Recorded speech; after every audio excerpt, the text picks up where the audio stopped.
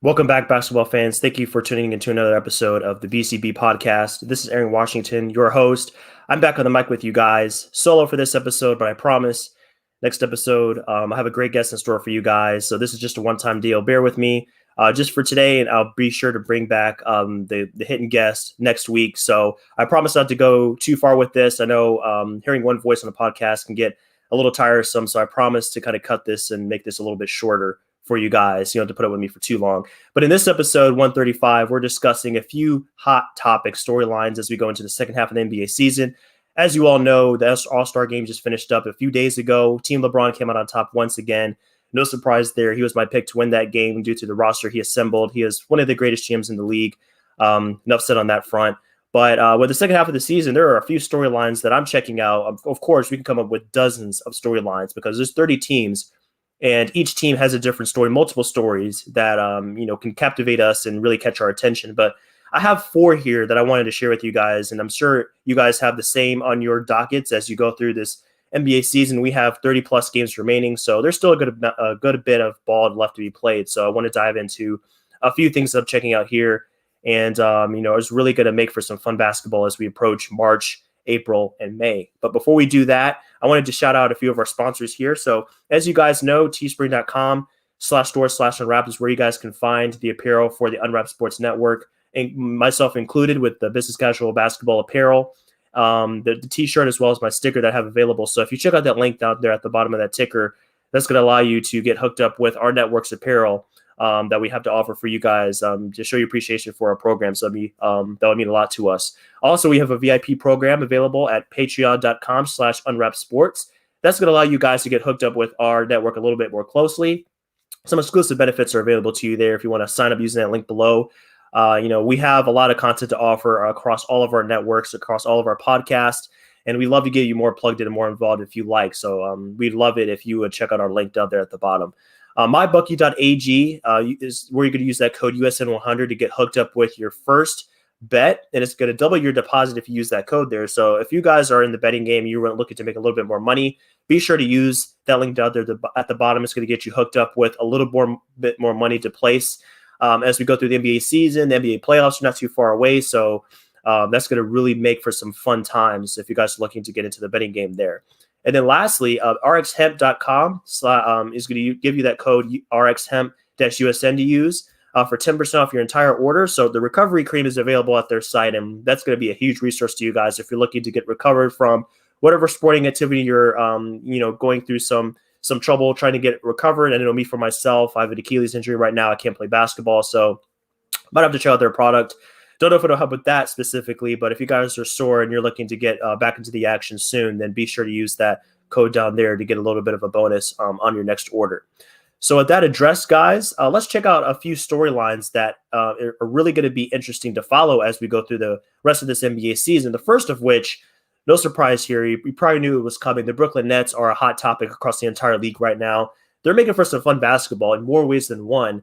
And the main driver of the success here is James Harden. He is rising up the MVP boards quite quickly right now due to an incredible play, both in the scoring department and via assist. I mean, he is an incredible floor general, and he has been for quite some time. And him and Kyrie Irving came to an agreement basically that they're going to swap roles for the rest of the season.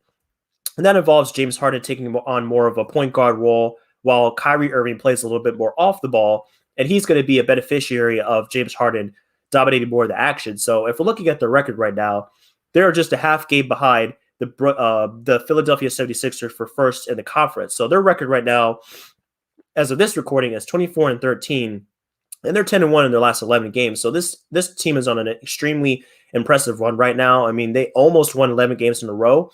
So they're on the kind of roll that we've only seen from the Utah Jazz right now. And as we know, Utah is dominating in the Western Conference, doing their own thing over there. But Brooklyn was kind of sketchy getting off to a slightly erratic start. I mean, they lost to the Wizards a couple of times, so they were really off to a rocky start. So there were questions that arose about their legitimacy in the conference. But, I mean, there's no question that this team is elite as far as offense goes. Their defense is a work in progress. But with a team with this much talent, you knew they wouldn't stay down for long. And that's why I wasn't too down on them at the beginning of the season. I mean, incorporating James Harden and incorporating these new pieces is going to take time. Kevin Durant was coming off a major injury. Kyrie Irving has had injuries of his own. So, I mean, there's no shocker here that it was going to take them time to gel, but they have gelled in a big way. I mean, they're first in offensive rating right now. I'm getting these stats off of Cleaning the Glass. If you use Basketball Reference, it might be a little bit different for you, but they're first in offensive rating right now at 120 points a game, 24th in defensive rating at 114. So the defense is a little bit sketchy, but there's more to that story. If we look at the last 2 weeks specifically, this team ranks 14th in defensive efficiency at 112. So what that tells me is that this team is getting better on defense as the season progresses. You know, people like Bruce Brown, DeAndre Jordan are really finding their niche, finding their role in this team. And they're doing great things for the perimeter defense and then the post defense respectively. So you incorporate guys like that, you're going to see gains on the defensive side of the ball. And plus, as the season progresses, you know, your defensive philosophy started to get settled in a little bit more. People understand what they're looking for, what they're supposed to be doing on the basketball court.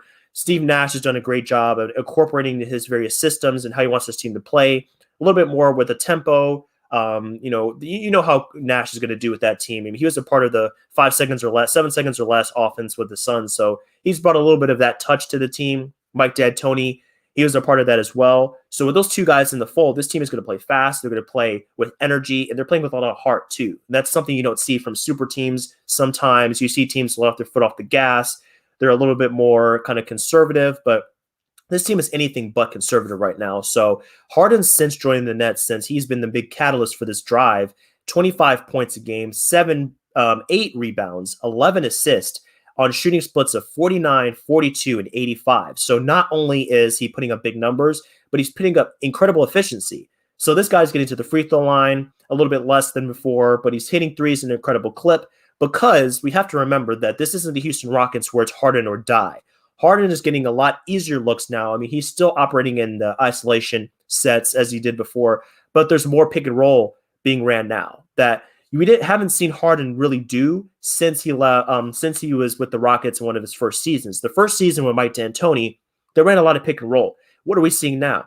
A recurrence of that kind of play style. So a lot of more pick and rolls. He can work with Bruce Brown. He can work with Kyrie Irving, guard on guard pick and rolls. That's deadly in their own right. And then you bring in a guy like DeAndre Jordan. He's going to be incredible using the pick and roll, using his roll gravity going to the rim. That provides an extra layer of offensive variation as well. So you put all that in together, you put it into the pot, you stir it up, and you're getting an incredible offensive output from Harden and the team. So, all of that is really making for an incredible recipe of offense, and it's fun basketball to watch. A lot of times we get to watching these teams because it's like they have the big names. But why do we watch teams that have the big names? Because they just make basketball look easy. Harden does that. KD does that. They do it better than almost anybody else in the world. So you put those 2 guys together, even without KD in the fold, it's like these 2 guys together are incredible. They're absolutely insane when it comes to driving offense. And I mentioned Bruce Brown just a minute ago.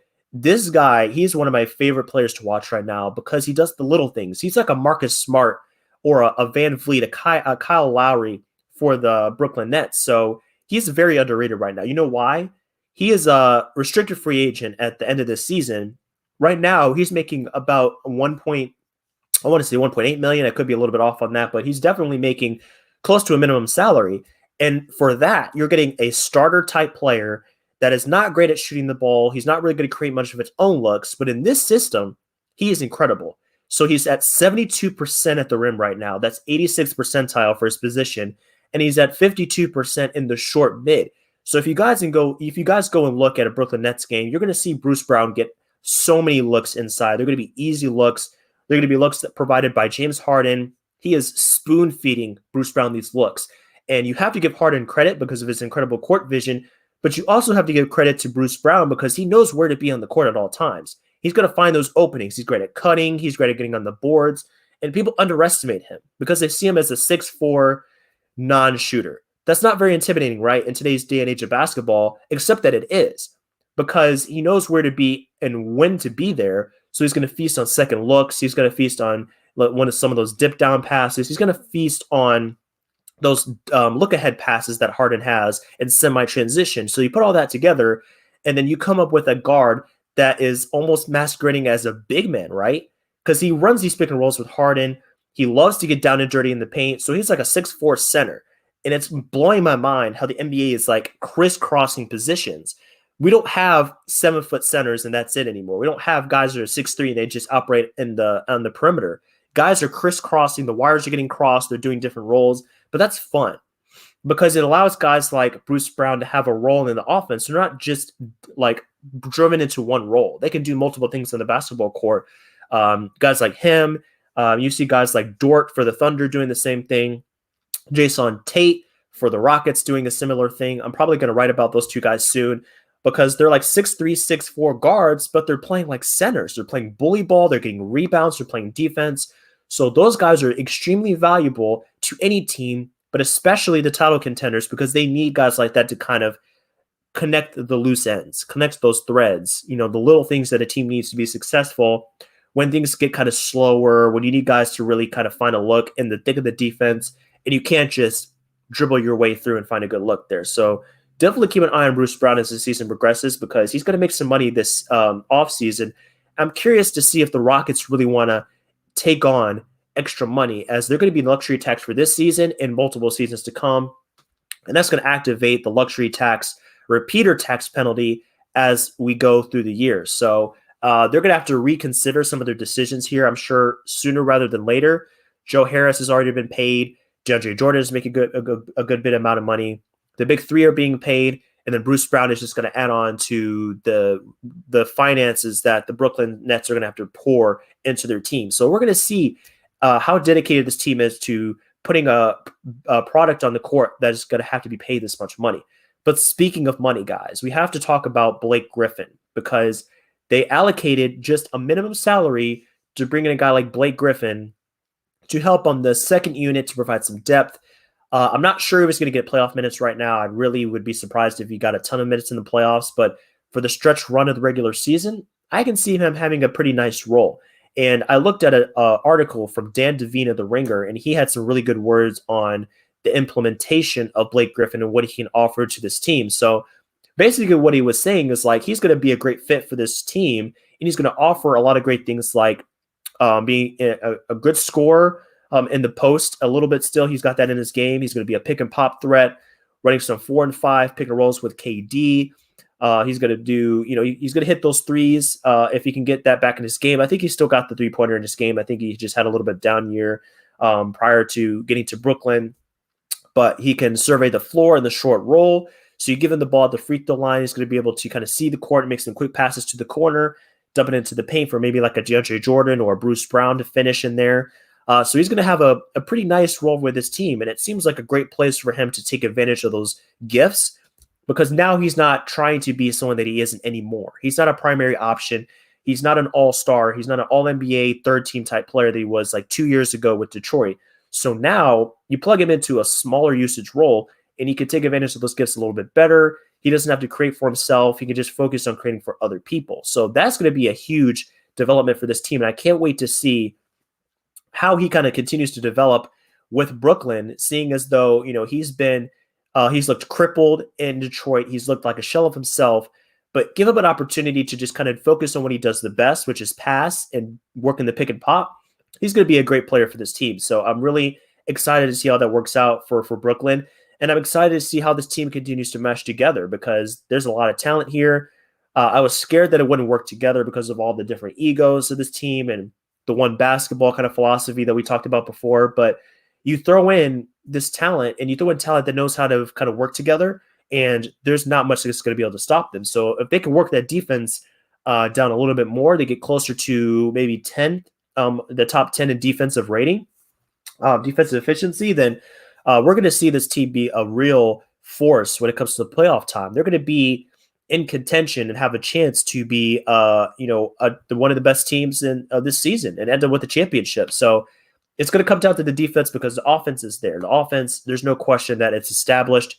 They just need the defense to accompany that, and they're going to be off to the races, guys. No question about it. So anytime the Nets are on your TV, ESPN, TNT, whatever the case is, turn that junk on because they're one of the best teams, one of the most fun teams to watch right now. So another development here we have for the second half of the season, the comeback tour for the playoff regulars. So moving forward here, I'm looking at 4 teams that have been a little bit slower out of the gates this season, but they're going to have a great opportunity to kind of make up some ground because these schedules are getting easier for these teams. So I'm looking at Miami, Boston, Dallas, and Toronto. So these teams are kind of hovering probably in like the average range right now if we're talking about teams and where they fall in the standings. So if we go to the standings real quick and just look at how these teams are performing, Miami is 6th at 500. Boston is 4th. Dallas in the Western Conference after a win last night, and they're tied for 7th, so they really made some progress after a rough start in January. And then Toronto here is at 8th. So these teams are, none of them are really in the top tier of their respective conferences, but we know they're capable of that because of the talent on their teams, the personnel, and what we saw from them last season. So I think some of that is going to come into play as we move through the season. But that being said, Miami has the 4th easiest schedule according to 538. So Miami is going to be back in the mix, I think. I've been rooting for this team to kind of get back on their feet. Bam Adebayo is still having some knee tendonitis, so he won't be available tonight. But once he is back, this team should be off and running. They have some really easy matchups coming up here. So looking at their schedule for their next several games, they're playing teams like the Magic tonight. They're playing the Bulls. They play the Magic again on Sunday. They play the Cavs. They play the Grizzlies, the Pacers. So none of those teams are really super intimidating. So they're going to have a chance to really get out on like a 3-1 stretch, 4-1, 5-2, something like that. If they can do that, Miami has a chance to push into the top 4, maybe even top 3 of the conference, because a team like Milwaukee, we're used to seeing Milwaukee take off, and they're usually like way ahead of the pack. Not the case this year. So Milwaukee, compared to the Heat, they're only about 4 games ahead of the Heat.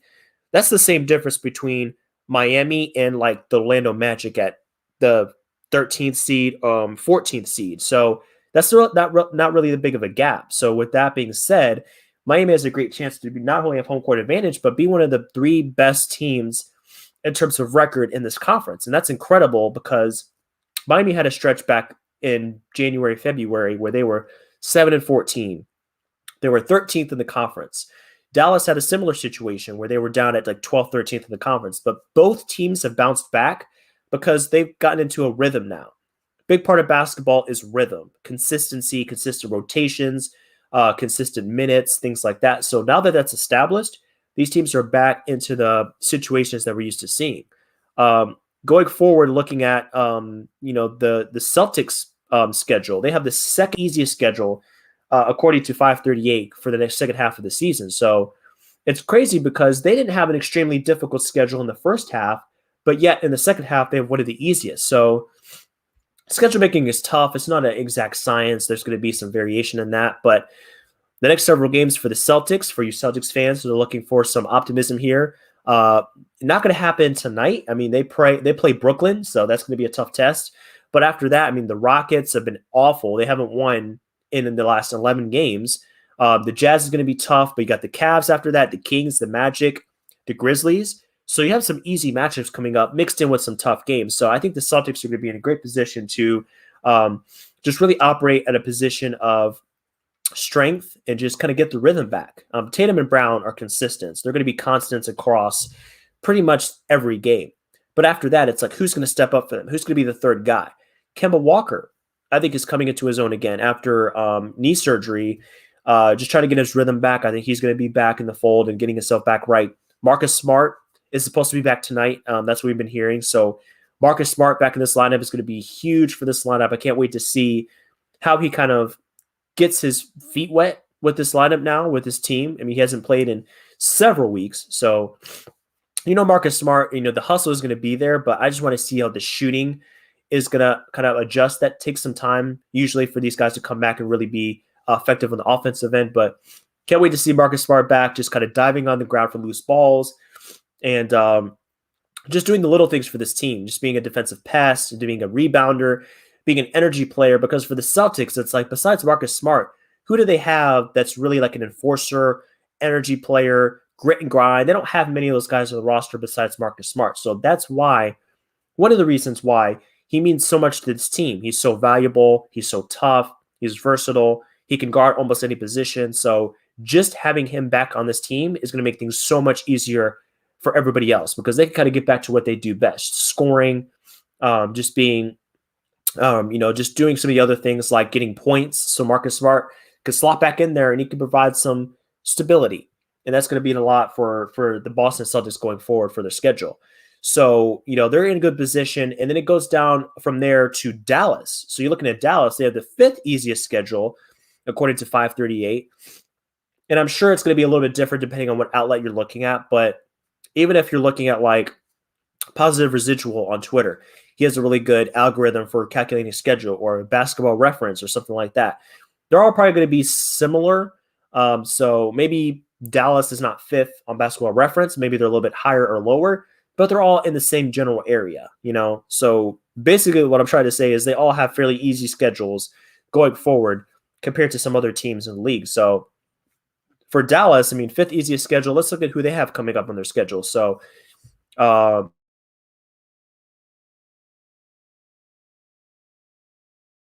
looking for 2 games against Spurs, 2 games Blazers.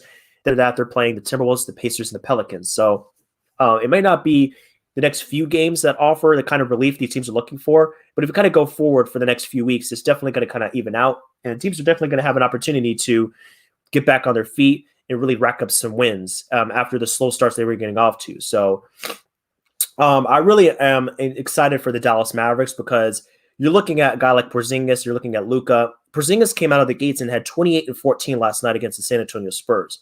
That's a great sign to me. It shows me that even though Porzingis has had about a week off, he's going to be in great position to continue to kind of build his confidence, because that's what he's really been lacking over the past, I don't know, say a season or so, going back to the bubble.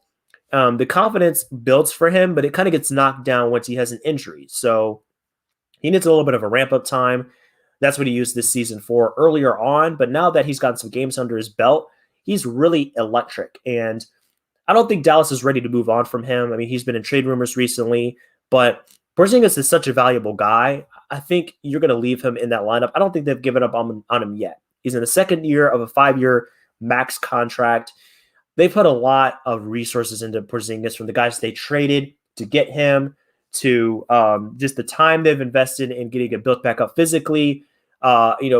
I think Porzingis is going to be there for a while, so I wouldn't count on him being moved quite yet, at least another season or so. If this persists, maybe they think about it, but they've spent a lot of time trying to get him back up and running with Luka. So I think he's going to be around a little bit longer, and he's getting really confident again. I think once he gets that confidence back in his legs and his knees, you're going to see that defensive presence come back. I just read an article a little bit earlier today about Porzingis' defensive numbers in the past 5 games or so, and it's looking a lot better.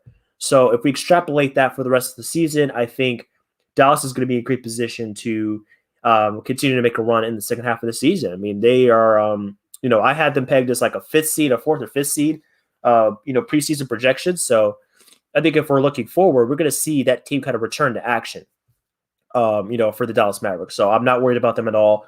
Luka is Luka. They're going to figure it out. They have a great coach. They have a great system. They'll be fine. Toronto is a little bit of a different situation. They're at 7th easiest schedule, so slightly more difficult, but I think they're going to be okay as well. Looking at where they fall in this kind of the scheduling mix, the next few opponents look to be the Hawks, the Hornets, the Bulls, the Pistons.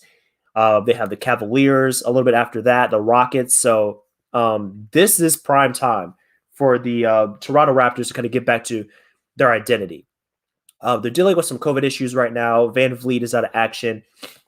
They're missing some guys in their lineup, but like once they get everybody back in whole, Toronto's going to be back there in the mix as well, guys. So there's a recurring theme. All of these teams have gone off to a slower start, but they have easy schedules and they have guys coming back from injury and really playing like themselves going forward. So I'm not worried about any of these teams here. I think they all rank in the top. They're all going to be at least in the playoffs. Maybe somebody has to do the play-in game at the 7th seed, but I think that's a worst case scenario. Everybody here ends up at like 6th, 5th, or 4th in the conference because of like who they are, who we saw last season, and they have the great players to make that happen. So not worried about any of those guys going forward. I think they'll be fine. And keep your eye on those teams because I think we've seen the best is yet to come for all four of those teams for a variety of reasons that I've kind of talked about previously. Next storyline that I wanted to kind of take a look at is the New York Knicks, because they have not been to the playoffs since 2013. So Knicks fans are craving another playoff appearance. It's in the cards, and it's going to be a little more difficult than you think because they have one of the toughest schedules remaining in the NBA. I think top 3 or 4 toughest schedules left, according to various outlets. So if we're looking at just from that perspective, it's going to be an uphill battle. They might have to go into like a play-in game scenario where they're trying to just kind of claw their way in. But even if it comes down to that, I think they have a great chance. And here's why.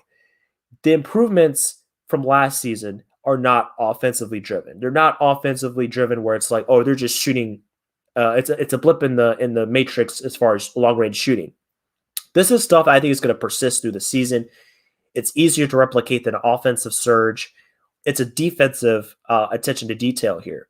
So here are some numbers I pulled from Basketball Reference, and this is compared to last season for the New York Knicks. So, they are allowing a 5%, decrease. There's a 5% decrease for their opponents from 3 this season compared to last season. Also, their opponents are taking about 8% less threes a game, and then their opponents are taking about 10% less free throws a game. So they're kind of hitting their mark in 2 ways here. They're allowing their opponents to get less threes and less free throws. So if you do that, that's what teams want now. They want to succeed from 3. They want to succeed from the free throw line. So if you're taking those away, man, you're in great shape already. I mean, that's the modern game of basketball.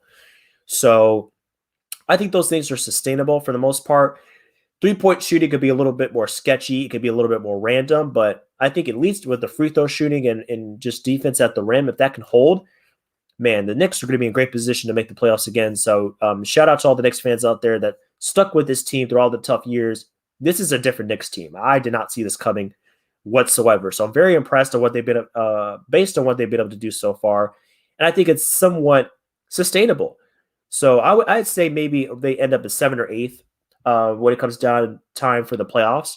But, they have to win 1 game out of 2. And I think they're, able to do that if they're playing the Wizards, maybe in the playoff game, or they're playing the Hawks or something like that. I give them the edge because of what they've displayed thus far. And partly because of a guy named Julius Randle. You may have heard of him. He might be most improved player right now. He's probably top 2, I would say, in terms of most improved. I mean, he's been lights out. His shooting is completely transformed. I mean, he is a high 30% shooter now from 3. Even from the mid-range, he's been solid. He's still playing bully ball in the paint. He's getting on the boards. He's like a point forward. I mean, what is he not doing right now? So having a guy like that on your team, man, he leads the league in minutes right now played. So, I mean, he's grinding it out there, guys. And what do you expect? If a Tom Thibodeau team didn't have somebody leading the league in minutes played, I would be shocked. So this is nothing new for a Tom Thibodeau team. He's playing a ton of minutes. RJ Barrett is playing a ton of minutes. So RJ Barrett went 3rd in a redraft that John Hollinger did for the Athletic. So he took Zion first in the redraft, right? That's easy. John Morant 2nd. RJ Barrett came in 3rd, and I agree with it. If we take a look at how he's progressing so far, he's cut down on his turnovers by 2%. His assist, percentage compared to his usage rate is in the 43rd percentile. So that's up from the 27th last year. So compared to how much he's dominating the ball, he's really finding his teammates quite a lot right now. He's shooting 5% more shots from mid-range, 3% less from 3. But with that trade-off, he's shooting more from mid, but he's shooting better for the mid-range. So now he's about an average shooter from 3, an average shooter from the mid-range. And that's a really good development because he's only 20 years old, guys. RJ Barrett came in, and he was a pretty unrefined, raw player coming in. I think he really, in college, high school and college, he really tried to take advantage of his physicality. That's really what kind of gave him the edge or gave him an advantage earlier on. So he didn't really have to focus on shooting and some of those specifics of the game. But now his shooting is coming around. His defense has improved. And that is an excellent development for a guy that's in his 2nd year at age 20. So once that is addressed and that continues to evolve and improve, they have a really nice young prospect on their hands. So I'm just praying, I'm just hoping that this team could not screw that up like they did with Porzingis. You get an All NBA talent and All Star talent. Don't screw it up. Just continue to build on this team and build on success. Maybe keep Randall in the fold, keep winning, and keep RJ happy. So he wants to build something in New York and not want to dip after 3 or 4 years with the organization. So that's something to keep an eye on. But overall, the Knicks are looking really good, guys. They're really impressive. And like I said, I think this is sustainable for the most part. I think there's just going to be a small drop off in the second half. There might be a little bit of a losing streak here and there. But overall, I mean, man, this team is so impressive. And hats off, kudos to Tom Thibodeau for really taking hold of this team and keeping them accountable and just really expecting a lot out of them because, I mean, that's only fair. That's only fair to expect a lot out of this team for, somebody that a team that's been in the rut for so long at the bottom of the league. So big things to come for New York, and it's going to be fun to watch them as they compete for a playoff spot. Even if it's in the play-in, I give them a great chance to move on to the actual playoff action. To wrap up this podcast, guys, I know you're kind of, probably ready for me to kind of wrap this up, but the MVP race is something we got to look at here. So there's 5 names that I think are in the top 5 of the MVP conversation, and I would not put anybody else in this top 5. In order, if you guys want to chime in, you want to let me know what you think, I would love that. But here's what I have for my top 5 right now. Embiid is at 1. Jokic is at 1A or 1B. I don't really want to say number 2 because he's been that good. I can't really put him clearly at 2, so I'm kind of cheating here. But 1A and 1B are like Embiid and Jokic.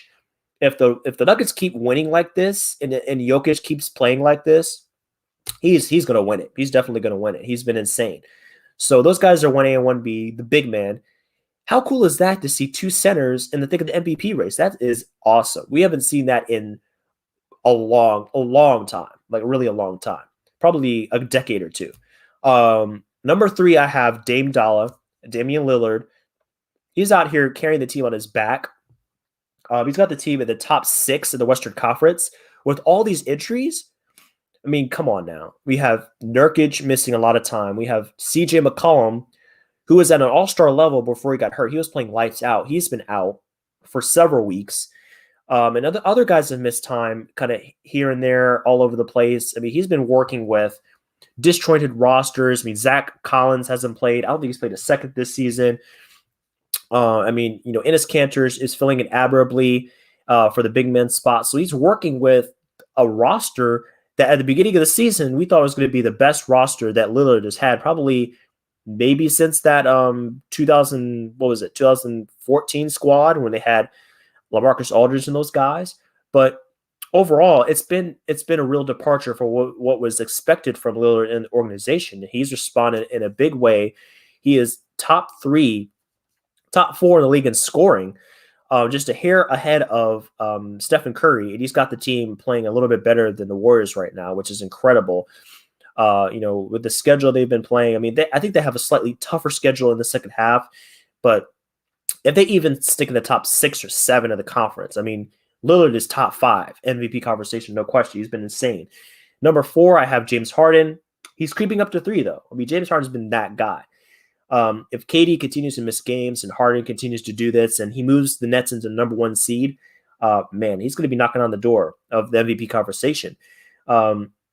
People have arguments to this. They say like, well, he didn't start the year with the team and, he had a difficult start. That's all true. But I mean, a guy that's, dropping 27, 28 points a night, averaging 11 assists, getting boards, being the catalyst to one of the best teams in the NBA, he has to be at the top of the conversation. So he's working his way up. A few more games, he might be 3rd for me. He is moving up very quickly up that leaderboard. And then 5th, I have LeBron. He's been dropping a little bit lately. The team hasn't been as dynamic. The Lakers are struggling. They have some injuries.